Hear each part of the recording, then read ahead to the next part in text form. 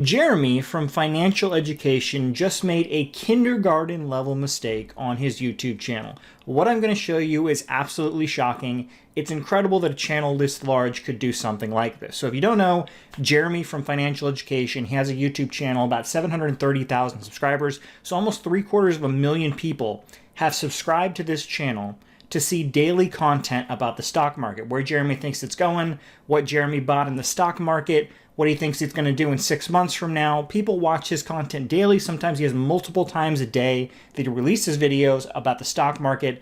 People trust him. There's so many people that have subscribed to his channel to see his content. And the mistake he made was truly abysmal. So yeah, it's pretty insane that someone this large could make a mistake like this. Okay, so right here, this is the video in question. He posted it on June 20th, a serious message to all investors right now. I'm going to show you this mistake, the mistake he made, and everything around it is just completely childish. So if you don't know, I made a video recently. Other people have been making videos about this guy on his terrible stock picks. Like during the bull market, you can say pretty much anything's going to go up, and it probably will go up. And that's where his channel blew up, was during the bull market that lasted, you know, from what, 2016 through 2021 mostly. His channel blew up because, you know, whatever he talked about would go up because it was a bull market. Now that it's a bear market, a lot of these guys get called out, and their picks underperform the S&P 500. The stocks he picks go down massively. I did a video the other day on where he picked a stock called Voyager Digital, and he lost 97% of his money. 97%. That was a horrible pick. Now, Jeremy obviously was feeling the heat from myself and other people as well, so he decided to make this video where he showed his credentials. This is why you should trust me, guys. So let's go ahead and get into it. The video's long, but we're only going to take a brief look at it. The other 16 minutes aren't really important, but let's take a look at what he says. Right? Isn't that incredible, right? Now, my credentials, I've been investing since late 2000. Okay, so right off the bat, what is wrong with this? I would hope that most of you watching this can see what is wrong with this. If you don't know, at the very top of the PowerPoint that he made, he misspelled credentials. Okay? Now, I want to say, you know, people make spelling errors. I make spelling errors myself.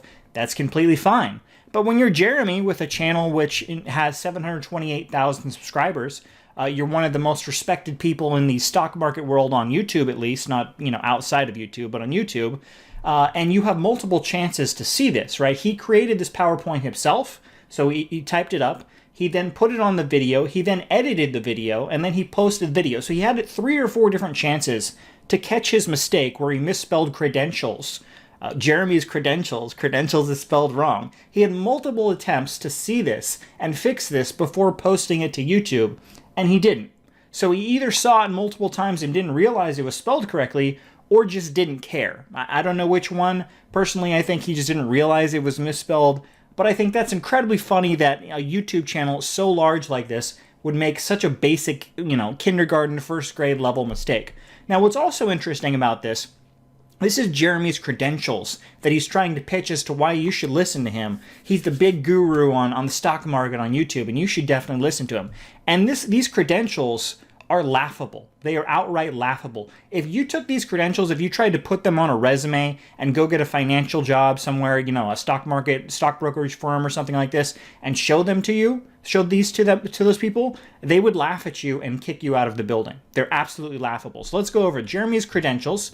Investing since late 2008. That means absolutely nothing. There's plenty of people who have been investing since 2008. There's plenty of people who've been investing since, you know, the 70s, the 80s, the 90s. Just because you're investing doesn't mean you have any credentials whatsoever. Studied economics, markets, all the way back to the Great Depression. Now, what's really interesting about Jeremy, if you go back and watch his videos, he'll let you know that he never graduated college, which is fine. I'm not bagging on him for, you know, not graduating college. But if you're saying that you have studied economics, most people think you studied it in college or something. You have a college degree in economics or in business or whatever, and Jeremy doesn't have any of that. Basically what he's saying is he just studied this online. He went to Wikipedia, studied economics all the way back to the Great Depression. It doesn't mean anything, right? If you have a college degree that says you studied that and you passed and you got a degree in economics, that shows you spent time. All of the professors, they agreed that you passed the exams and you have your degree in economics. Just saying that, you studied this stuff online, you went to Wikipedia and you studied all this stuff, means literally nothing. If you don't have a degree to back that up, it means nothing. So next up, keeps track of stock market every day for 12 years straight. Again, that doesn't mean anything. Anyone can do that. You can just keep track. I can do that. You can do that at home. I've kept track of the stock market every day for 12 years. That doesn't mean anything. Millions invested. Now this one's really interesting because the millions that he got is from selling his stock market course. That's how Jeremy from Financial Education made the majority of his money. If you go back and watch any of his videos, you can see that he sells his course for multiple thousands of dollars, and people pay on average like $5,000 to $15,000. I think it's less now because the stock market isn't doing very well, but people have paid in the past like $10,000 to $15,000 to get into this private stock market group where Jeremy will give you private info on what he thinks is going to go up in the stock market. So that's how he earned his $1 million, teaching other people his terrible methods of how to lose 97% of your money on stocks like Voyager Digital. Now, the fifth one, connections. I don't really know what that means. That could mean literally anything. Anyone could put, I have connections. I don't know what that means. Can you please explain that? If you know what that means, leave in the comment section that Jeremy has connections. That could literally mean anything. He doesn't list any connection. He doesn't say that he knows people at the top of the food chain in the stock market. He doesn't know people on Wall Street. He just has connections. 6 is large personal brand in stock market space. Yeah, he does have a large brand. I'll give him that one. He has Financial Education. He has Financial Education 2 and Financial Education 3. And he is the owner of Millennial Money, which is a channel that he owns with Graham Stephan and Andre Jick. But as we can see, this whole brand was built on a bull market. Now that it is a bear market, myself and several other people have been making videos calling him out, showing his terrible stock picks that have underperformed what the market is doing as a whole. The S&P 500 is only down like 10 to 15, maybe 20% in most cases, and he is down about 60 to 70%, in some cases 97% on his stock picks, right? In a bull market, anyone can pick great stocks. In a bear market, Jeremy has done absolutely abysmal. So personally, I just find this absolutely abysmal that right at the top, Jeremy's credentials is spelled incorrectly. I don't know why anyone would want to take advice from a guy who can't spell credentials correctly at the top of his own PowerPoint that he created himself and then put in the video and then edited the video so he had multiple chances to see it was incorrect and never fixed it, right?